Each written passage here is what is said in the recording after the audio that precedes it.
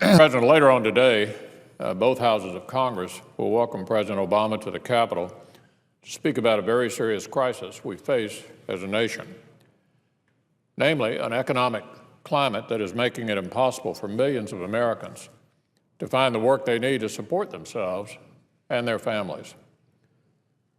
Now, in a two-party system like ours, it shouldn't be surprising that there would be two very different points of view about how to solve this particular crisis.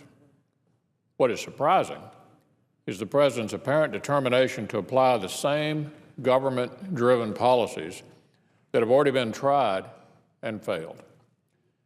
The definition of insanity, Albert Einstein once famously put it, is to do the same thing over and over again and expect a different result. Frankly, I can't think of a better description of anyone who thinks the solution to the problem is another stimulus. The first stimulus didn't do it. Why would another one?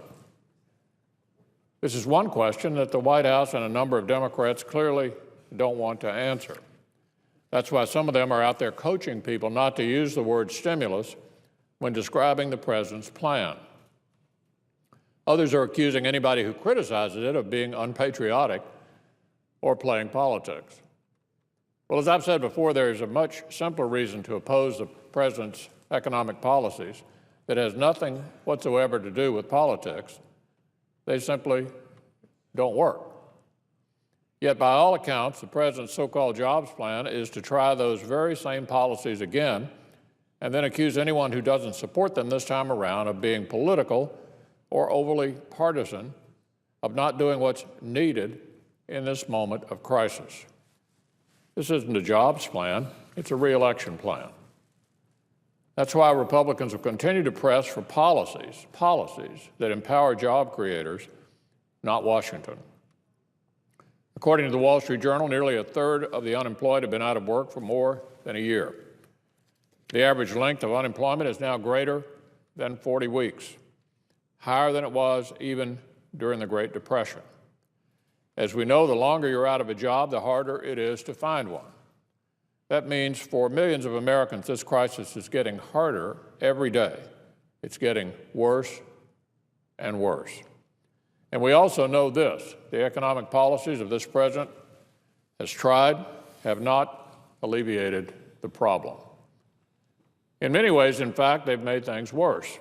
Gas prices are up, the national debt is up, health insurance premiums are up, home values in most places continue to fall, and 2.5 years after the president's signature jobs bill was signed into law, 1.7 fewer Americans have jobs. So I'd say that Americans have 1.7 million reasons to oppose another stimulus.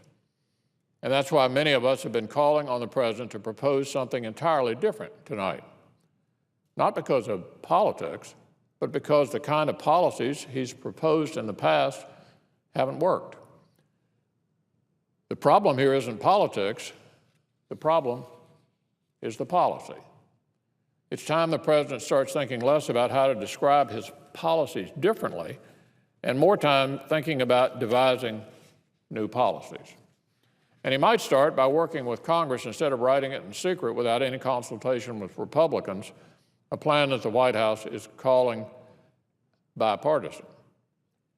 With 14 million Americans out of work, job creation should be a no-politics zone. And Republicans stand ready to act on policies that get the private sector moving again. What we're reluctant to do, however, is to allow the president to put us deeper in debt to finance a collection of short-term fixes or shots in the arm that might move the needle today, but which deny American job creators the things they really need to solve the crisis: predictability, stability, fewer government burdens, and less red tape. Because while this crisis may have persisted for far too long and caused far too much hardship, one thing we do have right now is the benefit of hindsight. We know what doesn't work. So tonight, the president should take a different approach. He should acknowledge the failures of an economic agenda that centers on government, spending, and debt, and work across the aisle on a plan that puts people and businesses at the forefront of job creation. If the American people are going to have control over their own destiny, they need to have more control over their economy. That means shifting the center of gravity away from Washington and toward those who really create jobs. It means putting an end to the regulatory overreach that's holding job creators back. It means being as bold about liberating job creators as the administration's been about shackling them. It means reforming an outdated tax code and getting out of the business of picking winners and losers. It means lowering the U.S. corporate tax rate, which is currently the second highest in the world. And it means leveling the playing field with our competitors overseas by approving free trade agreements with Colombia, Panama, and South Korea that have been languishing on the President's desk literally for years.